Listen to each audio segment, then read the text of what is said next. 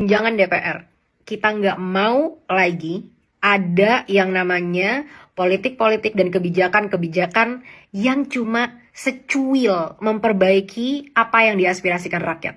Kita mau ini dibikin secara sangat transparan. Kita sudah mendengar ya, aku sangat hati-hati dalam menyebut nama karena situasinya sedang tidak memungkinkan. Tapi aku menonton salah satu parlemen yang saat itu bilang kalau ya semua tunjangan itu kan ada hitungannya. Semua tunjangan itu kita sudah ada hitung-hitungannya.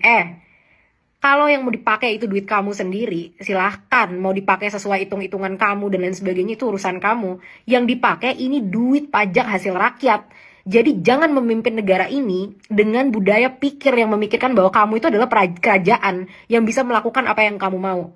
Nah, gimana nih caranya untuk benar-benar mengganti segala cara berpikir dan sistem yang gila ini terhadap gaji-gaji DPR yang udah di luar akal? Pertama, Indonesia adalah negara hukum. Jadi apapun yang kita bikin nanti harus disahkan secara hukum. Kenapa? Karena mereka yang bikin hukum-hukum itu sendiri, teman-teman. Jadi dengan seenak-enaknya mereka bisa melegalkan segala sesuatu sesuai dengan hukum yang ada yang berpihak kepada mereka. Dan ini sudah menjauhi dari prinsip ya. Immanuel Kant pernah berkata dasar hukum adalah kemanusiaan dan keadilan. Jadi bukan kepentingan orang-orang yang pengen memperkaya dirinya sendiri. Dan nanti tunjangan-tunjangan ini harus disahkan di UU nomor 12 pasal 7 ayat 2, bahwa ini nanti dimulai dari DPR dan akan berpengaruh kepada segala ke bawah-bawahnya, peraturannya, kementerian, dan lain sebagainya. Semua harus berdasarkan keadilan kepada rakyat, anggaran-anggaran itu sendiri. Kedua, kita mau transparansi yang besar-besaran. Udahlah, kalian punya budget yang besar sekali kok untuk IT dan lain sebagainya. Gunakan itu untuk membuat nanti anggaran-anggaran DPR transparan, terbuka kepada rakyat, bisa diakses kapanpun, dan harus dilaporkan apa progres yang sudah dipakai, untuk apa, dan yang paling penting, apa hasil dari penggunaan itu. Jadi harus dilengkapi juga dengan KPI yang jelas, dan kita mau ini dilaporkan secara berkala ya. Jadi udah nggak ada lagi tuh menjalankan sistem pemerintahan seperti kalian menjalankan monarki di kerajaan untuk memperkaya diri kalian sendiri. Ini bukan monarki, ini negara yang kedaulatannya ada di tangan rakyat.